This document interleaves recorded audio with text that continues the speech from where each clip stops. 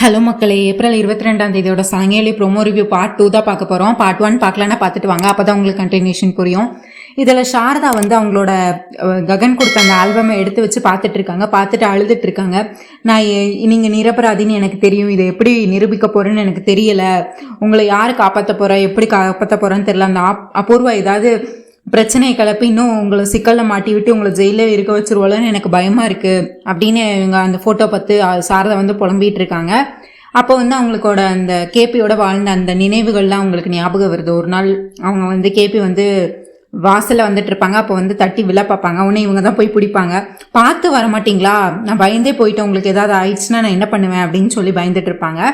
உடனே கேபி சொல்லுவார், நீ என் கூட இருக்கும்போது, என்னோட தேவதை என் கூட இருக்கும்போது எனக்கு என்ன ஆக போகுது, ஐயோ தேவதையா நானா அப்படின்னு சொல்கிறாங்க. ஆமாம், கஷ்டத்தில் நீ என் கூட இருக்கிற, என் அம்மாவுக்கு அடுத்த தேவதை எனக்கு நீ தானே அப்படின்னு சொல்லி, நான் என்ன தப்பு செஞ்சாலும் என்னை நீ புரிஞ்சுக்கிற, என் மேலே நிறைய தப்பு இருக்குது, நிறைய இது இருக்குது, ஆனாலும் நீ எனக்கு எப்போயுமே சப்போர்ட் பண்ணுற, எனக்கு வேலை இல்லைனாலும் நீ என்னை நல்லபடியாக பார்த்துக்கிற, என்னை நீ நல்லபடியாக பாதுகாப்பாக இருக்கிற, எனக்கு எல்லா வகையிலையும் நான் ரொம்ப அதிர்ஷ்டசாலி, நான் ரொம்ப புண்ணியம் பண்ணியிருக்கேன், அதனால தான் நீ எனக்கு மனைவியாக கிடச்சிருக்க அப்படின்னு சொல்லிட்டு நீ என்னோட தேவதை தான் அப்படின்னு சொல்லி இது மாதிரி பேசிகிட்டு இருப்பாங்க. அதெல்லாம் உங்களுக்கு சாரதாக்கு இதெல்லாம் அந்த நினைவுகள்லாம் போகுது.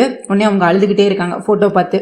சரி மீரா கிட்ட உடனடியாக எனக்கு 2 லட்சம் வேணுமா, அப்பாக்காக வாதாட அந்த வக்கீல் கேட்குறாங்க அப்படின்னு சொல்கிறாங்க. இது 2 லட்சமா, என்னடா இவ்வளோ கேட்குற அப்படின்னு மீரா ஷாக் ஆகுறாங்க.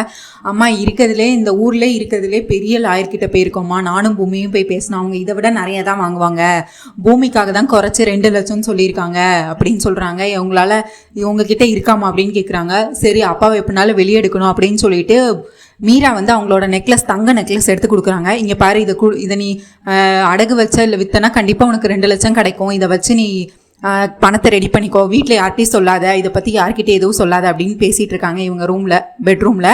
இதை ஃபுல்லாக நட்சத்திரம் ஒட்டி கேட்டுடுறாங்க. இவங்க ஸ்டார்டிங்லேருந்து என்ன பேசுனாங்க, இந்த நகையை கொடுத்து இது பண்ணுங்க அப்படின்னு சொன்னது எல்லாத்தையுமே ஒட்டி கேட்டுறாங்க.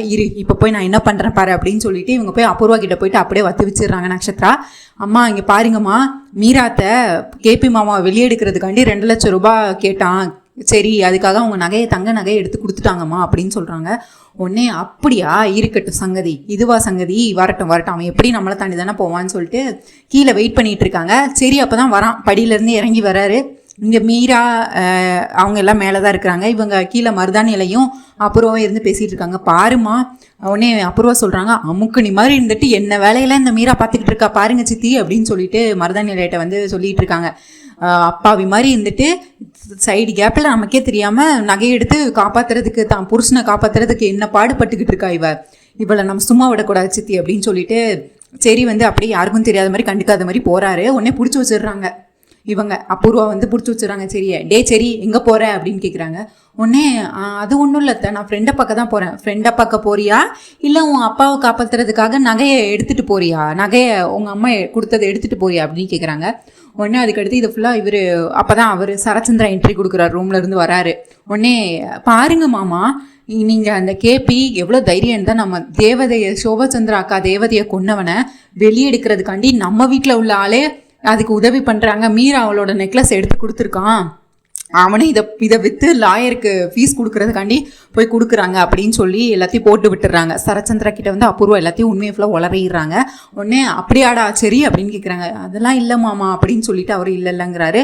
அப்போ இப்போ நான் போய் சொல்கிறாங்க, யார் போய் சொல்கிறா அப்படின்னு சொல்லிட்டு கேட்குறாங்க. உடனே சரச்சந்திரா நீ போய் சொல்கிறியா இல்லை அபூர்வா போய் சொல்கிறா அப்படின்னு கேட்டுக்கிட்டு இருக்காங்க.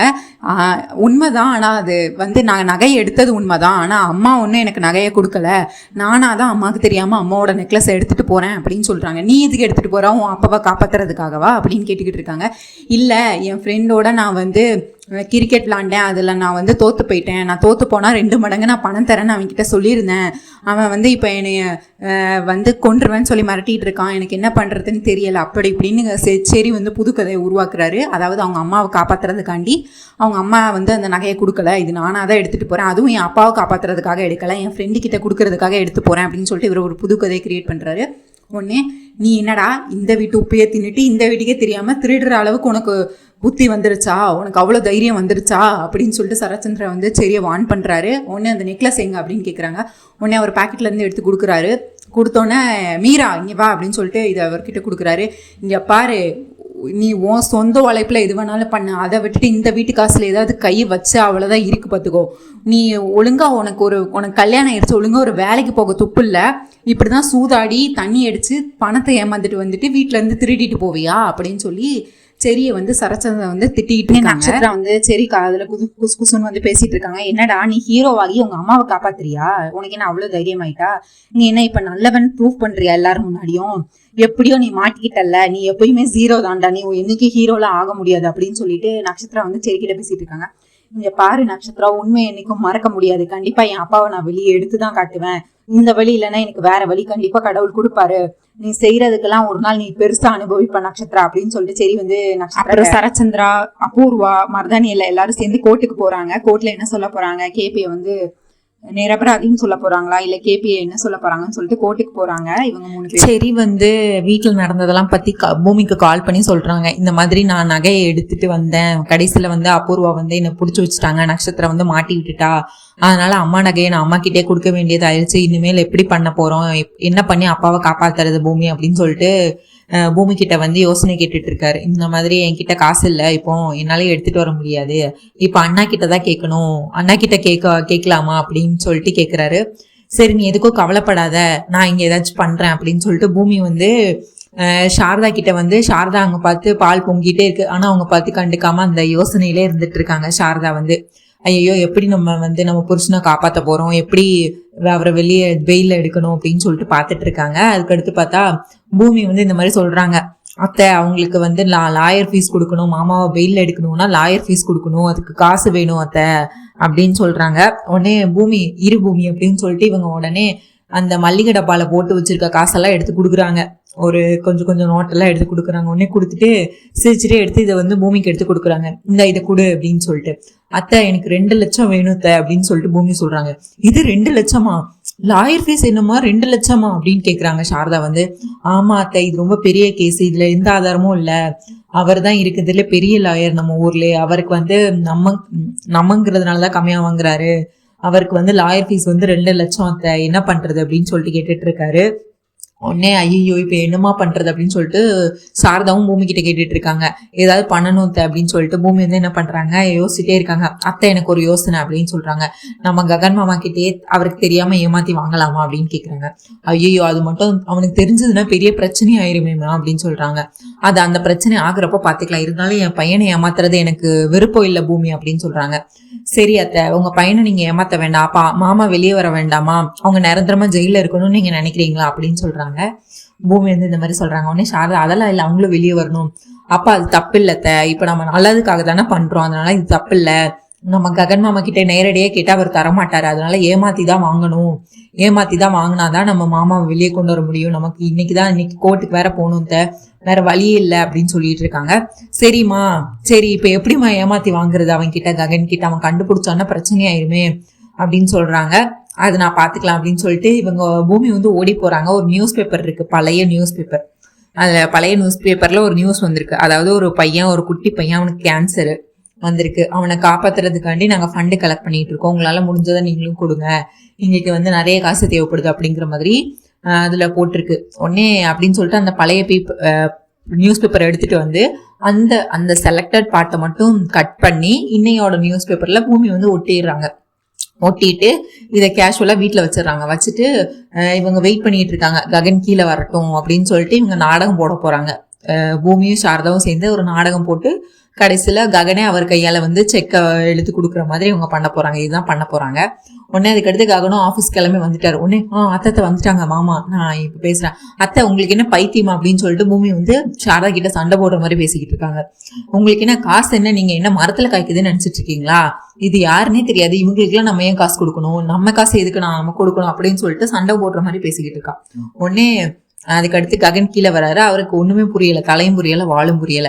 உடனே பூமி வந்து இங்க பாருங்க மாமா, யாரோ ஒரு பையனுக்கு கேன்சரா, அதுக்கு நம்ம காசு கொடுக்கணுமா, நம்ம ஏன் காசு கொடுக்கணும், இவங்க நம்ம காசு நம்மளே கஷ்டப்பட்டு சேர்த்துக்கிட்டு இருக்கோம், நம்ம ஏன் இதுக்கெல்லாம் செலவழிக்கணும், யாருன்னே தெரியாதவங்களுக்கு எதுக்கு நம்ம கொடுக்கணும், பாருங்க நீங்களே கேளுங்க மாமா அத்தை கிட்ட அப்படின்னு சொல்லிட்டு ஏத்தி விட்டுட்டு இருக்காங்க சும்மா. உடனே ககனுக்கு வந்து கோவம் வருது. ஏய் முதல்ல நீ யாரு இதெல்லாம் சொல்றதுக்கு அப்படின்னாங்க. நான் உங்க ஒய்ஃபு, நான் உங்க பொண்டாட்டி அப்படின்னு சொல்றா. இங்க பாரு, நானே உனக்கு தாலி கட்டல, நீயே இந்த வீட்டுல நீயே தண்டமா தான் இருக்க அப்படின்னு சொல்லிட்டு என் அம்மாவை எதிர்த்து பேசுற தகுதி இந்த வீட்டுல யாருக்குமே கிடையாது. நீ எங்க அம்மாவை எதிர்த்து பேசுற, எங்க அம்மாவை எதிர்த்து பேசுற உனக்கு யார உரிமை கொடுத்தா அப்படின்னு சொல்லிட்டு என்னம்மா அப்படின்னு சொல்லிட்டு கேட்கறாங்க. உடனே சாரதா சொல்றாங்க, இந்த மாதிரி யாரோ ஒரு பையன்டா தெரியல, ஆனா எனக்கு ரொம்ப பாவமா இருக்கு, கேன்சராண்டா, ஒரு 2 லட்சம் தேவைப்படுதுன்னு போட்டிருக்குடா அதுல அப்படின்னு சொல்றாங்க. உடனே அவரும் எடுத்து அந்த பேப்பர் எடுத்து பாக்குறாரு. உடனே பூமி திரும்பியும் வந்து பிரச்சனையை கிளப்புறதுக்காண்டி அதெல்லாம் கொடுக்க முடியாதுன்னு சொல்லுங்க, நீங்க புரிய வைங்க அத்தைக்கு, நம்ம வீட்டு காசு தான், நம்ம வீட்டு காசு எதுக்கு கொடுக்கணும்னு சொல்லுங்க மாமா, எடுத்து சொல்லுங்க மாமான்னு சொல்லிட்டு இருக்காங்க. ஏய் நீ வாயை மூடு அப்படின்னு சொல்லிட்டு ககன் சொல்றாரு பூமியை. உடனே ஒரு செக் புக் எடுக்கிறாரு. 2 லட்சம் என்ன 2 லட்சம், நான் 4 லட்சம் கொடுக்குறேன் அப்படின்னு சொல்லிட்டு 4 லட்சத்துக்கு செக்க போடுறாரு, எழுதி கொடுத்துடுறாரு. கொடுத்துட்டு இவர் ஆஃபீஸ் போயிடுறாரு. உடனே அதுக்கடுத்து பூமியும் சாரதாவும் அதுக்கடுத்து சந்தோஷமாயிடுறாங்க. ஒரு வழியா எப்படியோ காசு வந்துருச்சு அப்படின்னு சொல்லிட்டு, எப்படியோ நம்ம நினைச்ச மாதிரி காசு வந்துருச்சு, இனிமேல் லாயருக்கு கொடுத்துடலாம்ல அப்படின்னு சொல்லிட்டு இங்க பார்த்தா ஃபர்ஸ்ட் கோர்ட்ல வந்து இவங்க வராங்க. சரச்சந்திரா அபூர்வா வந்து கார்ல வந்து இறங்குறாங்க. உடனே இறங்கிட்டு அப்புறம் வந்துட்டு நான் போய் லாயரை பத்தி பேசிட்டு வரேன் மாமா அப்படின்னு சொல்லிட்டு இவங்க வந்து இவங்க லாயரை பாக்குறதுக்கு போறாங்க. அதாவது கேபிக்கு தண்டனை வாங்கி கொடுக்கணும், சுபாஷ் கொண்டது கேபி தான் அப்படின்னு சொல்லிட்டு இருக்கிறதுல இவங்களும் பெரிய லாயரை பார்த்து புக் பண்ணியிருக்காங்க. அதுக்கடுத்து பார்த்தா இவங்க பூமியும் சாரதாவும் வந்து ஆட்டோல வந்து இறங்குறாங்க. அவங்க பின்னாடியே பார்த்தா மீராவும் சரியும் வந்து கார்ல வந்து இறங்குறாங்க. எல்லாருமே வந்துட்டாங்க கோர்ட்டுக்கு. உடனே இவங்க சாரதா வந்து அழுதுட்டே இருக்காங்க, ஐயோ எப்படி காப்பாற்ற போறோம் அப்படின்னு சொல்லிட்டு. அப்புறம் பார்த்தா பின்னாடியே வந்து போலீஸ் ஜீப் வருது.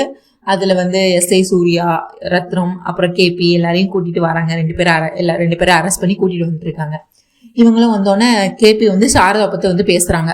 இந்த மாதிரி உடனே அதுக்கடுத்து நீங்க எதுக்கும் கவலைப்படாதீங்க, கண்டிப்பா உங்களை வெளியெடுத்துருவோம் அப்படின்னு சொல்லிட்டு சாரதா வந்து அவங்க கிட்ட சொல்லிட்டு இருக்காங்க. கேபி வந்து மீரா கிட்ட பேசிட்டு அப்படியே அதுக்கடுத்து எஸ்ஐ சூர்யா வந்து கூட்டிட்டு போயிடுறாரு. இப்ப வந்து பூமி கிட்ட வந்து சாரதா சொல்றாங்க, நான் சரச்சந்திரா கிட்ட ஒரே ஒரு வாட்டி பேசிட்டு வரேன், உண்மையை சொல்றேன் அப்படின்றாங்க. உடனே பூமி சொல்றாங்க, நான் அவரோட பொண்ணு, நான் சொல்லியே நம்பல, இப்ப நீங்க சொல்லியா அவர் வந்து இப்ப அபூர்வாவை நம்ப போறாங்க, அபூர்வா தான் இந்த கொலையை பண்ணான்னு சொன்னா கண்டிப்பா நம்ப மாட்டாங்க அத்தை, நீங்க விடுங்க, வாங்க நம்ம பாத்துக்கலாம் அப்படின்னு சொல்றாங்க. இல்ல என் மனசு கேட்கல, நான் ஒரே ஒரு வாட்டி போய் சொல்லிட்டு வரேன் உண்மை அப்படின்னு சொல்லிட்டு இவங்க சாரதா வந்து சரச்சந்திரா கிட்ட உண்மையை சொல்றாங்க. நான் உங்ககிட்ட ஒரு முக்கியமான விஷயம் சொல்லணும் அப்படின்னு சொல்லிட்டு, என்ன சொல்ல போற அப்படின்னா, இங்க பாருங்க, கேபி ஒன்னும் உங்க சோபாச்சந்திராவை கொல்லல, நீங்க தப்பா புரிஞ்சுக்கிட்டு இருக்கீங்க. கேபிக்கும் அந்த கொலைக்கும் எந்த சம்மந்தமும் இல்ல, சோபாச்சந்திராவை கொண்டுதான் அந்த அபூர்வா தான், அதை நான் என் கண்ணால பார்த்தேன், அந்த வீடியோவை நான் என் கண்ணால பார்த்தேன் அப்படின்றாங்க. சரி அப்ப நீ அந்த வீடியோ பார்த்தனா எனக்கு ஏன் காட்டல, இதுதான் அவளும் சொல்லிட்டு போனா, பூமியும் அவளும் போய் சொல்லிட்டு போனா, உங்களுக்கு எல்லாம் அந்த அபூர்வா மேல பழிய போகணும், கேபியை காப்பாத்தணுங்கிறதுக்காண்டி அபூர்வா மேல பழி போடுறீங்களா எல்லாரும் அப்படின்னு சொல்லிட்டு திட்டுறாரு. அதுக்கடுத்து ஒருவேளை அந்த கேபி இந்த கேஸ்ல இருந்து நிரபராதின்னு வெளியே வந்தா நானே என் துப்பாக்கியில இருந்து அவன் தப்பிக்க முடியாது, நான் அவனை கொன்னே தருவேன் அப்படின்னு சொல்லிட்டு திரும்ப சாரதா கிட்ட வந்து அந்த கேபியோட சாவி என் கையால தான் அப்படின்னு சொல்லிட்டு திரும்பியும் சரச்சந்திரா வந்து மிரட்டிட்டு அவங்க லாயரை பார்த்து பேசுறாங்க. சார் நீங்க கேட்ட 2 லட்சம் இதுல இருக்கு, நீங்க இதுல எப்படியாவது என் மாமாவை வெளியே கொண்டு வந்துருங்க அப்படின்னு கேட்டுட்டு இருக்காங்க. அப்புறம் பார்த்தா இங்க பாருங்க, இந்த கேஸ்ல வந்து ஆதாரம்னு எதுவுமே இல்ல, இது வந்து சும்மா ஜோடிச்ச கேஸ் தான், பெரிய ஆதாரம்னு எதுவுமே இல்லை, ஆதாரமே இல்லாம தான் இது பண்ணிருக்காங்க, அதனால இதை ஈஸியா உடைச்சிடலாம், நீங்க எதுக்கும் கவலைப்படாதீங்க, நீங்க ஃபீஸ் கொடுத்துட்டீங்கல்ல, இனிமேல் உங்க கடமையை நீங்க முடிச்சிட்டீங்க, என்னோட கடமையை நானும் முடிச்சிடுறேன், அவரை வெளியெடுக்க வேண்டியது என்னோட கடமை, என்னோட பொறுப்பு, நீங்க எதுக்கும் கவலைப்படாதீங்க அப்படின்னு சொல்லிட்டு இவர் வந்து சொல்லிடுறாரு. உடனே இவங்க 2 பேத்துக்கும் சரிக்கும் பூமிக்கும் ஒரே நம்பிக்கையா இருக்கு. ஓகே எப்படியும் மாமா வெளியே வந்துருவாரு இன்னைக்கு அப்படின்னு சொல்லிட்டு பூமிக்கும், அப்பா இன்னைக்கு கண்டிப்பா வெளியே எடுத்துருவாரு, இவர் பெரிய லாயர் அப்படின்னு சொல்லிட்டு சந்தோஷப்பட்டுட்டு இருக்காங்க. அதுக்கடுத்து இவங்களும் கோர்ட்டுக்குள்ள வராங்க. பூமியும் சரியும் கோர்ட்டுக்குள்ள போறாங்க. இவரை வந்து இவரோட அசிஸ்டன்ட்ட கொடுத்து இதை போய் என் கார்ல வை, இது 2 லட்சம் இருக்கு, இது பத்திரமா போய் கார்ல வை, வேற எங்கேயும் வச்சிடாது அப்படின்னு சொல்லிட்டு கொடுக்குறாங்க. உடனே இவரும் பின்னாடியே வராரு, காரை பாக்குறதுக்காண்டி கார்ல வராரு. இவரும் காரை எங்க இருக்கு அப்படின்னு சொல்லிட்டு பாக்குறதுக்கு வராரு. உடனே அபூர்வா வந்து ஒரு பொந்துக்குள்ள இருந்து வராங்க, ஒரு இதுல இருந்து வந்துட்டு ஹலோ சார் அப்படின்னு சொல்லிட்டு இவங்க வந்து அபூர்வா வந்து இவங்ககிட்ட போயிட்டு பேசுறாங்க. பேசிட்டு ஹலோ நீங்க யாரு மேடம் அப்படின்னு அவரோட அந்த அட்வொகேட் பேரை கரெக்டா சொல்றாங்க அபூர்வா. என் பேரு அபூர்வா அப்படின்னு சொல்றாங்க. ஓ நீங்க தான் இந்த சோபாச்சந்திராவை கொன்ன அந்த அபூர்வாவா, நீங்க தான் கொண்டுட்டு அவர் மேல பழிய போட்டீங்களா அப்படின்னு சொல்லிட்டு, கேபி மேல பழிய போட்டிருக்கீங்களா, கேபியோட சொந்தக்காரங்களா நீங்க, கிருஷ்ண பிரசாத்தோட சொந்தக்காரங்களா நீங்க அப்படின்னு கேட்டுட்டு இருக்காரு. அதெல்லாம் உங்களுக்கு தேவையில்லாதது, உங்க ஒய்ஃப் பேர் ருக்மணி தானே அப்படின்னு கேக்குறாங்க. இது என் ஒய்ஃப் பேர் உங்களுக்கு எப்படி தெரியும் அப்படின்னு கேக்குறாங்க. அது என்ன உங்க ஒய்ஃப் என்ன, உங்க வீட்டு அட்ரஸே எனக்கு தெரியும், இப்போ உங்களுக்கு கால் கூட ஒண்ணு வரும் பாருங்க அப்படின்னு சொல்றாங்க. அதே மாதிரி அவங்க ஒய்ஃப் அங்க இருந்து கால் பண்றாங்க. என்னன்னு பார்த்தா அவங்க ஒய்ஃப் சொல்றாங்க, என்னங்க யாருன்னே தெரியல, ஒருத்தவங்க வீட்டுல ஒரு பெட்டி கொண்டு வந்து வச்சிருக்காங்க, அதுல ஃபுல்லா 10 லட்சம் இருக்கு அப்படின்னு சொல்றாங்க. உடனே உங்களுக்கு ஒரு சர்ப்ரைஸ் இருக்கு அப்படின்னு சொல்றாங்க. உடனே அவர் தான் அதுக்கடுத்து போன் எடுத்து பார்த்து பேசுறாரு. 10 லட்சம் இருக்குன்னு சொல்றாரு. சரி, அது யார் கொண்டு வந்தான்னு எனக்கு தெரியும், நீ போனை கட் பண்ண அப்படின்னு சொல்லிட்டு கட் பண்ணிட்டு, இப்ப புரியுதா நீங்க என்ன செய்யணும்னு, இப்ப புரியுதா நான் உங்களுக்கு சர்ப்ரைஸ் இருக்குன்னு சொன்னல அப்படின்னு சொல்லிட்டு அப்புறம் சொல்றாங்க. இதுதான், இதுக்கு அடுத்து உங்களுக்கு சர்ப்ரைஸ் இருக்கு, நீங்க நான் நினைச்சதை நீங்க பண்ணி கொடுத்தீங்கன்னா இதுக்கு அடுத்து நான் உங்களுக்கு ஒரு சர்ப்ரைஸ் தருவேன் அப்படின்னு சொல்றாங்க. சரிங்க மேடம், இப்ப நான் என்ன பண்ணணும் அப்படின்னு கேக்குறாங்க. அந்த கேபிக்கு பெயில் கிடைக்கவே கூடாது, அவன் பெர்மனண்டா ஜெயில தான் இருக்கணும், இதுதான் நீங்க பண்ணணும் அப்படின்னு சொல்றாங்க. சொல்லிட்டீங்கல்ல மேடம், இங்க பாருங்க, அவங்க கிட்ட நான் 2 லட்சம் ஃபீஸ் வாங்கியிருந்தால இப்போ என்னோட விசுவாசம் உங்ககிட்ட தான் மேம் இருக்கும், நீங்க எனக்கு எவ்வளவு பெரிய உதவி பண்ணியிருக்கீங்க அப்படின்னு சொல்லிட்டு இவர் காசை பார்த்தோன்னா அப்படியே அந்த பல்ட்டி அடிச்சு அபூர்வாக்கு சாதகமா பேசிட்டு இருக்காரு. சரிங்க மேடம், நான் போய் அதுக்கடுத்து கோர்ட்ல வந்து அங்க இவங்க ஆப்போசிட் லாயர்லாம் வந்துட்டாங்க. எல்லாரும் கேபே வந்து சொல்றாங்க, இந்த மாதிரி எஸ்ஐயை கொண்டது வந்து இந்த ரத்னத்துக்கு வந்து காசு கொடுத்து கொல்ல சொன்னது வந்து இந்த கேபி, இந்த கிருஷ்ணபிரசாத் தான் அப்படின்னு சொல்லிட்டு ஆப்போசிட்ல இருக்க வந்து லாயர் வந்து இந்த மாதிரி பேசிக்கிட்டு இருக்காரு. இவர் காசு வாங்கிட்டார்ல, இப்போ வந்து இவங்க பூமிக்காக தான் முதல்ல பேசணும் 2 லட்சம் வாங்கினாங்க. அதுக்கடுத்து இப்ப அபூர்வா கிட்ட இருந்து 10 லட்சம் வந்தோடனே அவர் வந்து என்ன சொல்றாரு, இவர் இல்ல அப்படிங்கறது தானே சொல்லணும். அவர் என்ன சொல்றாரு, ஆமா அவரை கொல்லல, ஆனா சோபா சந்திராவை கொன்னது வந்து கேபி தான் அப்படின்னு சொல்லி சோபா சந்திராவை கொண்டது இவரு தான் சொல்லிடுறாங்க. அங்க இருக்கிறவங்க எல்லாருமே ஷாக் ஆயிடுறாங்க. அப்புறம் வந்து சிரிச்சிட்டு இருக்கா. உடனே பூமி வந்து ஷாக் ஆயிடுறா, என்ன இவரு நமக்கு சாதகமா பேசுறேன்னு சொல்லிட்டு இப்படி நமக்கு எதிராக பேசிட்டு இருக்காரு, சோபா சந்திராவை கொண்டது கிருஷ்ணபிரசாத் தான் சொல்லிட்டு இருக்காரு அப்படின்னு சொல்லிட்டு சரியும் பூமி சாரதா எல்லாரும் ஷாக் ஆயிடுறாங்க. இதுக்கடுத்து என்ன நடக்க போகுது, கேபி வந்து ஜெயிலுக்குள்ள போக போறாரா, இல்ல கேபியை வந்து யார் வெளியே எடுக்க போறா, எந்த வக்கீல் வந்து நிரூபிக்க போறாங்க, இதுக்கடுத்து என்னெல்லாம் நடக்க போகுதுங்கிற வீடியோ கண்டிப்பா நம்ம நாளைக்கு பார்க்கலாம். உங்களுக்கு என்னோட ரிவ்யூ பிடிச்சிருந்தா சீரியல் குட்டி மறக்காம சப்ஸ்கிரைப் பண்ணிக்கோங்க. இப்பதான் முதல் தடவை என்னோட வீடியோ பாக்குறீங்க அப்படின்னாலும் நீங்க சப்ஸ்கிரைப் பண்ண மறக்காதீங்க. அப்புறம் இந்த வீடியோவை லைக் பண்ணுங்க, ஷேர் பண்ணுங்க, அப்படியே அந்த ஹை பட்டனையும் தட்டி விடுங்க. உங்க தாட்ஸ் என்னன்னு கமெண்ட்ஸ்ல கண்டிப்பா சொல்லுங்க. தேங்க்யூ மக்களே, நன்றி, நாளை சந்திப்போம், பை பாய்.